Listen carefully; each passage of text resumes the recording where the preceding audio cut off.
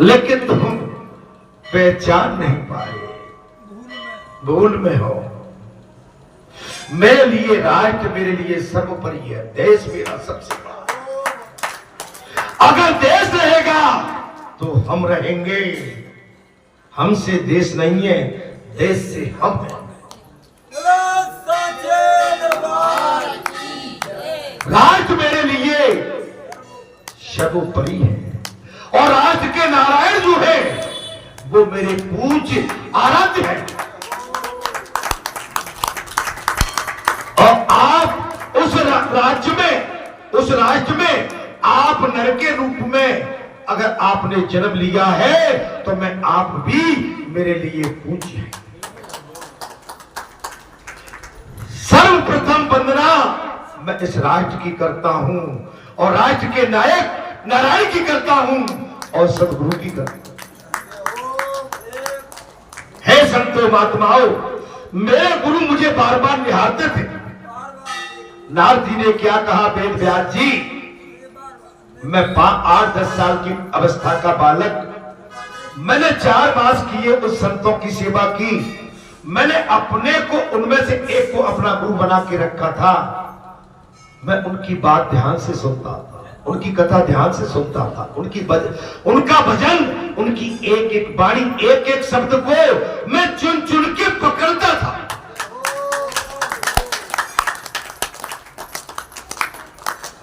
चुन चुन के पकड़ के उसकी माला अपने गले में डाल लेता, अपने हृदय से लगा लेता। गुरुजी कहते थे ये बच्चा बड़ा समझदार है।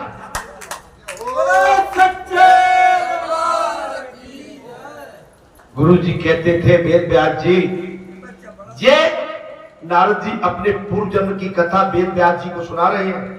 कथा में प्रसंग ये चल रहा है, नारायण इस समय नारद स्वयं एक अवतार है, लेकिन माने वेद व्यास जी के मन में जो अशांति थी उसका भेद काट रहे हैं। मेरे को सुनो, मैं कैसे सुधरा, मेरे जीवन में सुधार कैसे आया, मेरी बात सुनो।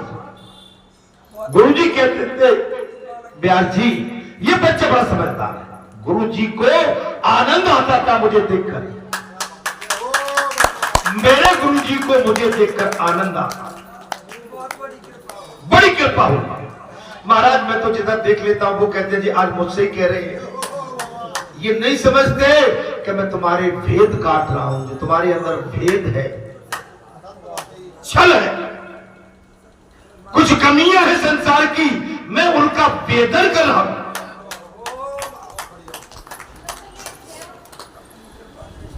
वे बहुत प्रसन्न थे महाराज। नारद जी ने साथ कह दिया, व्यास जी, ऋषवर जी, मेरे गुरु मुझ पर बहुत प्रसन्न थे। ये जीव जातिहीन है, एक जीव की कोई जाति नहीं है महाराज, परंतु कर्महीन नहीं है। ये जीव जातिहीन तो हो सकता है, जाति का छोटा तो हो सकता है, लेकिन कर्महीन नहीं हो सकता है। हर को वजह से हर का हो, जात पात पूछे नहीं। अगर बालाजी की आज दया कृपा हम पर हाथ न होता तो क्या व्यासपीठ पर बैठने का मौका हमें मिलता, जो कभी नहीं। अगर इसका चुनाव होता तो बड़े बड़े बंदूकधारी आ जाते, बलंकारी आ जाते कि व्यासपीठ पे तो भैया हम बैठेंगे। भगवत कृपा है। अगर भगवान असूखदार, रईस, धनवान, बलवानों के बस में होते तो टाटा बिरला की तिजोरी में पड़े होते। तो ये गरीब की कौन सुनता, दीनहीनों की कौन सुनता, उनको दीनानाथ कौन कहता, उनको करुणा निधान कौन कहता, उनको दयालु दयावान कौन कहता। महाराज वो भगवान सबरी से मिलने पहुंच गए, वो भगवान विदुर से मिलने पहुंच गए। वो श्री राम अपने परम भक्त विभीषण लंका में रावण का वध करने के बाद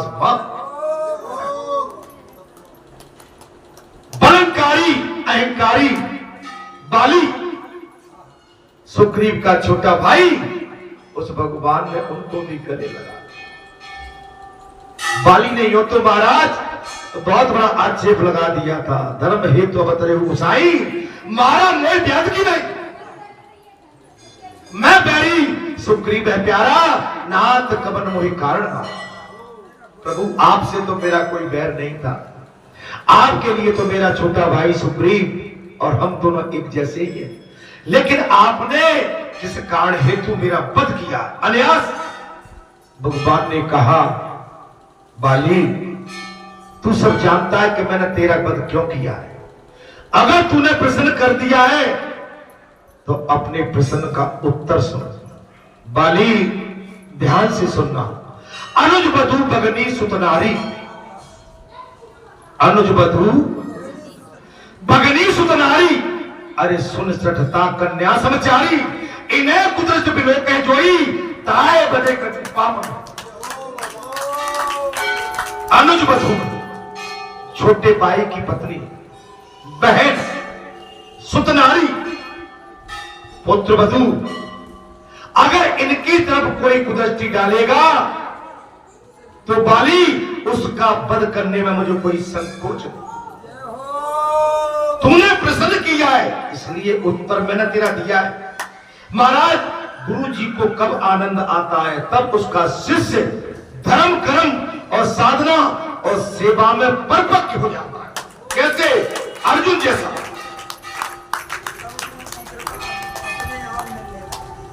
अपने आप महाराज अर्थात संत जिस पर प्रेम नजर डालते हैं महाराज उसका कल्याण होता है। एक दिन प्रसाद लेने के बाद मैं उनकी झूठी पतले उठा रहा था। कथा को ध्यान से सुन लेना। नारद जी ने साफ कह दिया, नारद जी ने साफ कह दिया महाराज, साइलेंट बना लो मोबाइल। नारद जी ने साफ कह दिया महाराज, एक दिन प्रसाद लेने के बाद मैं उनकी झूठली पातले उठा रहा। किनकी? संतों की। मैं दासी पुत्र था भाई, मैं तो छोटे वर्ग का था, दासी पुत्र था, जातहीन था, इसलिए तो कहा था ना हीन, छोटी जाति। कहे अच्छा कहे बिना मुझे खाने को कौन देता? अब भाई मुझे खाने को कौन देता? मैं तो बोल भी नहीं सकता। गुरुजी ने मुझे इस प्रकार की सेवा करते देखा, संत का हृदय पिघल गया। झूठी पत्तल उठा रहा है, खाने को मिलता नहीं है। गुरुजी ने पूछा हरिदास तुमने भोजन किया क्या?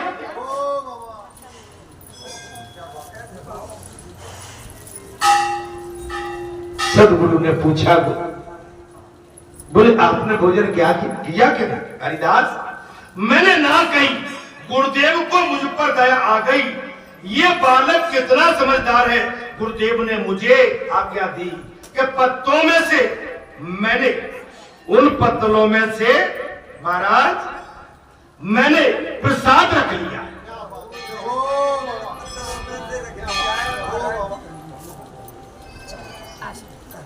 क्या कहा उनने बालक ने? गुरुदेव जो पत्तलों, हटाओ भाई हटाओ, यहां से हटो, जहां जो जूठन मीठन बची थी महाराज वो प्रसाद में। धन्य है वो बालक जिनकी साधना कितनी परिपक्व हो, जो अपने लिए अपने संतों की पत्तलों में से बचे हुआ वो सखरा जिसको बोलते हैं उसको साफ करने के लिए अपने आहार का मार्ग बना के रखा हो। ये तुम खाओ, मैंने सब प्रसाद खाया और महाराज शास्त्र की आज्ञा की, गुरु जी की आज्ञा के सिवाय उनका आदिष्ट नहीं खाना चाहिए। गुरु आदेश दे दे तभी भोजन करना चाहिए, तब जूठन खाना चाहिए। मैंने रख लिया है, खाई नहीं है। देखिए आपको जहां बैठे रहते आप कभी ठीक है भोजन कीजिए जाओ, कथा विराम हो गई, आप बैठे रहते हैं, आप और उतावले रहते हैं कि महाराज जी कुछ और बोलेंगे, हम कुछ और सुनना चाहते हैं। कथा के बाद में यही बोलते हैं भाई ठीक है कथा विराम ले चुकी है, अब आप जाओ। आपकी यहाँ की जो दिनचर्या है, जल की, चाय की, पानी की, प्रसाद की, भोजन की, आप अपनी दिनचर्या में लग जाए। ये होता है। मैं जानता हूं कि जब तक आपसे नहीं बोलेंगे, जब तक आप वहां नहीं जाते। अर्थात मैंने कहा ना, कहीं गुरुदेव को मुझ पर दया आई, ये बालक कितना समझदार है। गुरुदेव ने मुझे आज्ञा दी कि तुम महाराज पत्तों में से मैंने प्रसाद एकत्र करके रखा है, वो तुम खाओ। मैंने वो प्रसाद खा लिया। उसके बाद गुरु ने कहा कि खा ले। गुरु परीक्षा ले रहे थे। संतों का झूठा प्रसाद बड़े भाग से मिलता है। अगर पत्नी को अपने पति का सखरा मिल जाए तो सराहना कर। अगर पत्नी के मन में कहीं खिन्नता आ जाए, मेरे पति का जो सखरा अप्रिय है, तो आपके अंदर पवित्रता आ ही नहीं सकती। संत का सखरा मिल जाए, अपने भाग की सराहना करो। लेकिन संत इतनी आसानी से अपना झूठा किसी को देते नहीं। जब ठोक बजा लेते हैं कि इसके मन में कहीं ऐसा न हो जाए। अगर तुमने संत के झूठा खाते समय कहीं अपने मन को भी तुमने ये कर लिया, तो आपकी मनोदृष्टि भ्रष्ट हो जाएगी। वही भोजन आपके लिए अपवित्र हो जाएगा, विनाश का कारण बन जाएगा। महाराज शास्त्र की आज्ञा है कि गुरुजी की आज्ञा के सिवाय उनका अशिष्ट नहीं खाना चाहिए, उनका झूठा। संत जब कल्याण की भावना से प्रसाद देते हैं तो कल्याण होता है। संत जब कल्याण की भावना से अपनी थाली से प्रसाद देते हैं तब कल्याण होता है। संत हृदय पिघलने पर बुलाकर देते हैं।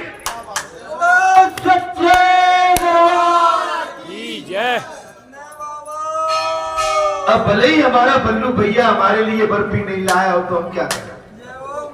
हम तो बहुत दिनों से कह रहे हैं कि मलाई की बर्फी चाहिए हमें।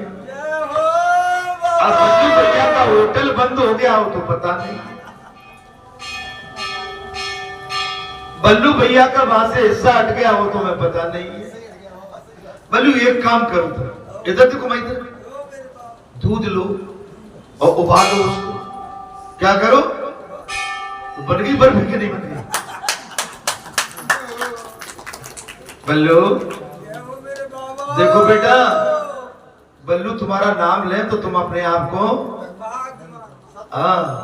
और बढ़िया बर्फी की बाबा के लिए कोई कमी नहीं है। बाबा तो जिधर उधर डाल देगा, बर्फी के लायक नहीं लग जाएगी। हाँ, पर बल्लू की समझ में नहीं आई महाराज, आई नहीं है। अच्छा कच्चे चावल है, पकड़ो।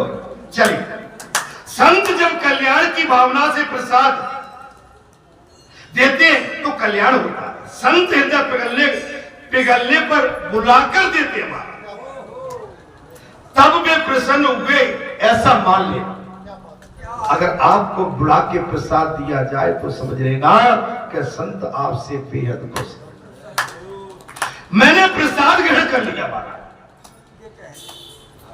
नारद जी ने व्यास जी से कह दिया, बोले ऋषिवर, मैंने अपने संत गुरु के कहने पर वो पातल का जो झूठ सकरा था वो ग्रहण कर लिया।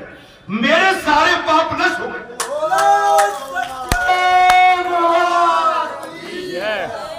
संतों की जूठन पातल में, और नारद जी पूर्व जन्म में छोटी जाति के थे,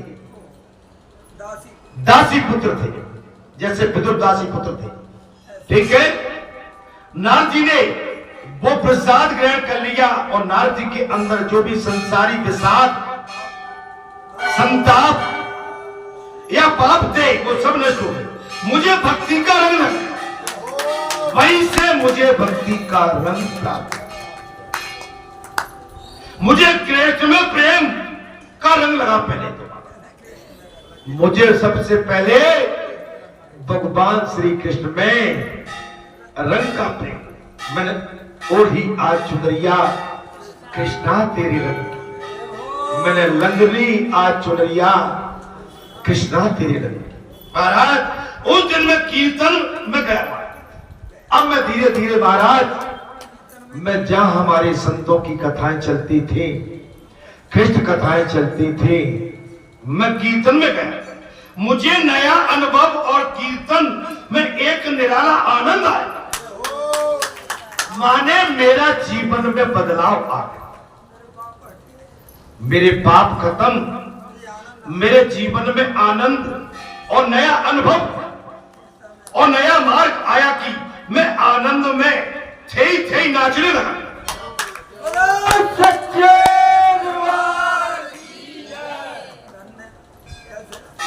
जय गुरु। नारद जी कह रहे मैं आनंद में इतना भगवान के भक्ति में डूब गया कि मैं थिरक थिरक के नाचने लगा। व्यास जी से कह रहे हैं आपके बाबा नाचे के नहीं, अष्टमी के नहीं, थिरके के नहीं, थिरके तो आपको जी लगा होगा कि बाबा वैसे ही, अच्छा तुम करके देख लो, करो ना, अच्छा तुम घुटनों के बल चल के आ जाओ, मुझे फिर बता देना क्या बीती।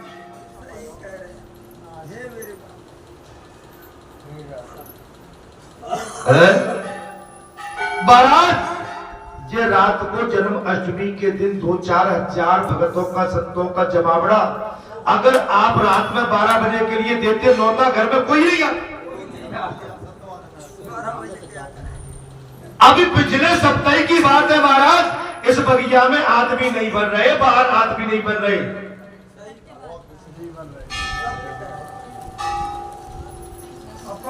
अपार भीड़, अति आनंद में मैं देह का ध्यान भूल गया।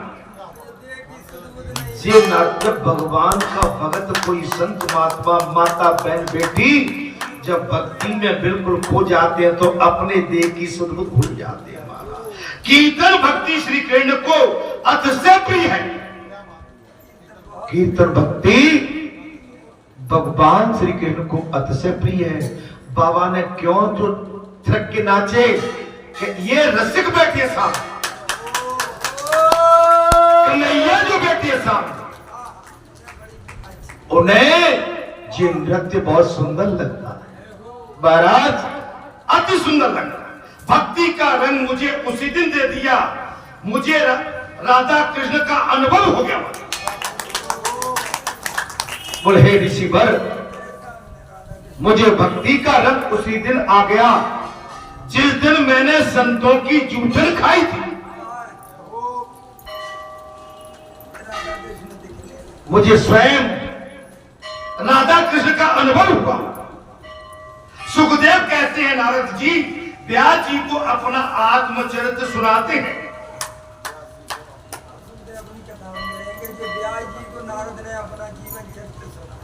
व्यास जी ने नारद जी ने व्यास जी को अपने जीवन का चरित्र सुना दिया।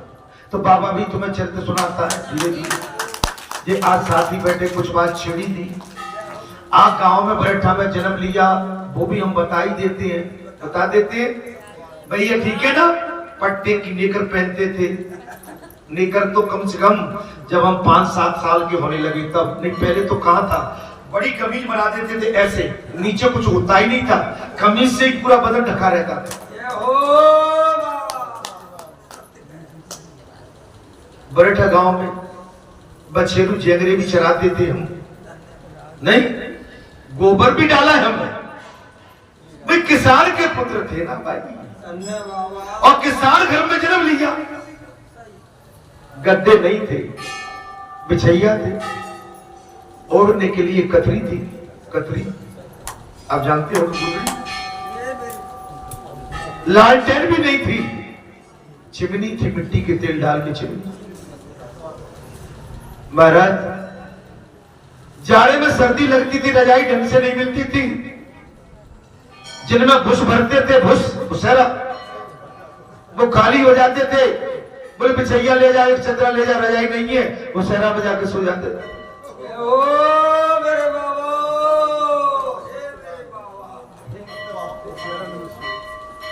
जिसमें भुस चौकों के लिए भरा रहता था।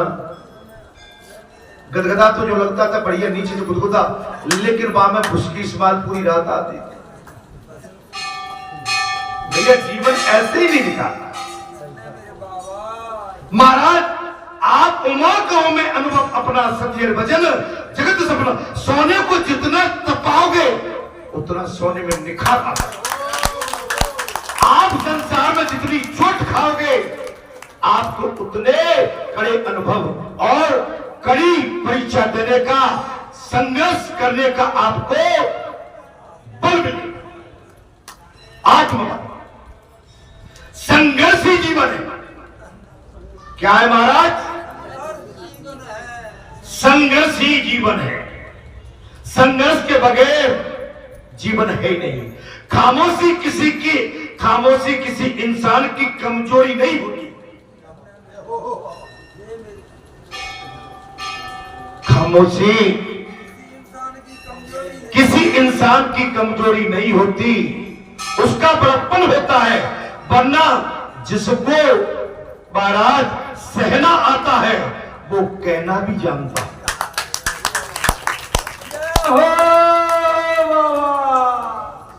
जिसको सहना आता है वो कहना भी जानता। अरे दर्द तो सभी की जिंदगी में होते हैं। दर्द तो सभी की जिंदगी में होते हैं। कोई महाराज रोकर बिता देता है तो कोई हंसकर उसे छुपा लेता है।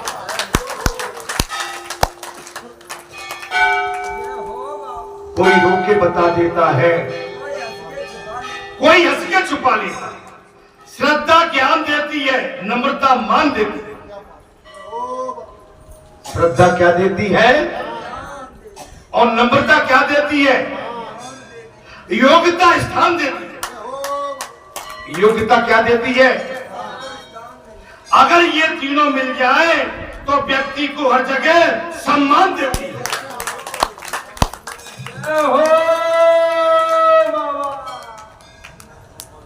अगर ये तीनों एक जगह आ जाए महाराज तो व्यक्ति को सम्मान मिलता है। बाण चढ़ाना धनुष पर, करते भीष्म विचार, प्राण से प्रिय मुझे कैसे करूं प्रहार।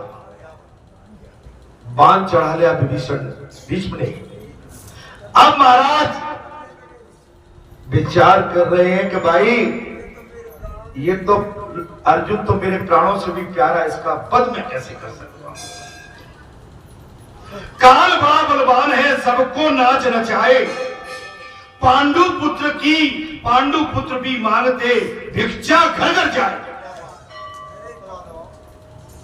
पांडु पुत्र भी मांगते, अपना कर कृष्ण से, अपना कर श्री कृष्ण ने दिया उन्हें सम्मान।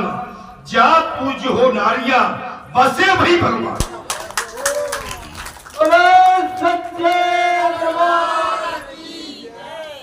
अवसर परखे वीर को, वीर परखता बाण। अवसर परखे वीर को, वीर परखता बाण। आंसू लक्ष्य पर बांध दी। महाराज आंख, क्षमा करेंगे, आंख लक्ष्य पर बांध दी और करे मछली का श्रृंगार। अगर आपका निशाना सही है महाराज तो आपकी सारी बात सही है। अगर निशाना आपका चूक गया, मैं कथा में लौट रहा हूं। ये गीता का कुछ मेरे पास कुछ शब्द है।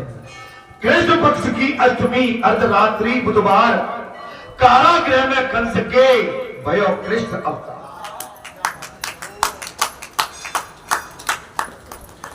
धर्म कर्म निश्चित करो, सुनकर समय पुकार, जग में किस लिए आए हैं इस पर करो विचार। नारी के अपमान से गिरी सभ्यता आज, ठीक लग रही हो तो बात कहो। नारी के अपमान से गिरी सभ्यता आज, हार जीत के खेल में गई वंश की लाज। हार जीत के खेल में गूंज उठी आकाश में, नारी की आवाज सन्नाटा सा छा गया बीच सभा में आज। कहा जब द्रौपदी की लाज उठ गई, धर्म कर्म निश्चित करो, महाराज जी भी बात हो गई। दोष भाग्य पर क्यों बढ़े, दोष कर्म का ज्ञान छल करता क्यों आपसे अपने को भेजा। माता तेरे दूध को नहीं लगेगी आज, कर्ण मरे अर्जुन मरे पुत्र रहेंगे पांच। कर्ण मरे सत्यवती की साधना, भीष्मवती का त्याग, जाने जिनके जतन से भरत वंश के भाग। महाराज कथा बहुत ज्यादा है, आप समझ सकते हैं।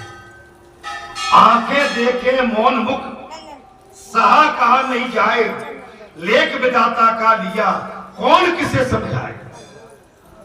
क्षमा मांग ली इंद्र ने, मांगा ये वरदान, नारायण नारायण राखिए सदा नर अर्जुन का ध्यान। वचन दिया सोचा नहीं होगा क्या परिणाम, सोच समझ कर दीजिए जीवन में हर काम। माने जीवन में आप कोई ऐसा काम न करें कि जो आपको बहुत भारी पड़ जाए। सेवा करिए। माताओं ध्यान से पीछे देखो भाई, हाँ कोई बात नहीं, आराम से। महाराज नारद जी कहते कि सुनो, ये इस काम को आपको भगवान, मैंने उनकी कीर्तन किया, भजन किया, भक्ति का रंग उसी दिन मुझ पर लग गया, मुझे राम कृष्ण का अनुभव हो गया, राधा कृष्ण का। सुखदेव कहते हैं नारद जी व्यास को अपना आत्म चरित्र सुनाते हैं, और मैं कम बोलता था। क्या करते थे नारद जी, मैं बोलता कम था, इसलिए मुझ पर संतों की सदा दया बनी। आप जितना कम बोलेंगे, आप संतों को केवल सुनो। क्या करेंगे, संतों को सुनो, महापुरुषों को सुनो, देव पुरुषों को सुनो। आपने कोई पंचायत की है तो पहले पंचों की बात को सुनो। आपने कोई पंचायत बुलाई है तो पंचों की बात को सुनो, समझो, गुनो। जब आपके बोलने का टाइम आए तो सोच समझ के गुन के बोलो, और जितना आवश्यक हो उतना ही हो। ज्यादा बोलोगे तो कहीं ना कहीं गड़बड़ में फंस जाओगे। व्यास जी ऋषिवर नारद जी ने कहा, महाराज मुझे वामदेव गायत्री का मंत्र दे दिया, मेरे गुरु ने मुझे वासुदेव गायत्री का मंत्र दे दिया। ओम नमो भगवते वासुदेवाय। पहले स्कंद में 5वें अध्याय का 37वां श्लोक, ये वासुदेव का गायत्री मंत्र है। वासुदेव भगवान का कौन सा 37वें श्लोक का, ओम नमो भगवते वासुदेवाय नमः। ओम नमो भगवते वासुदेवाय। और यही मंत्र किसको दिया था, ध्रुव को। किसने, नारद जी ने। यही मंत्र प्रहलाद जी को दिया था, नारद जी ने। महाराज आप समझ सकते हो, इस वासुदेव गायत्री का हमेशा जाप करो। नमो भगवते कृष्ण वासुदेवाय धीमहि प्रसन्नचित्त नमम शरभ शरणागत। अर्थात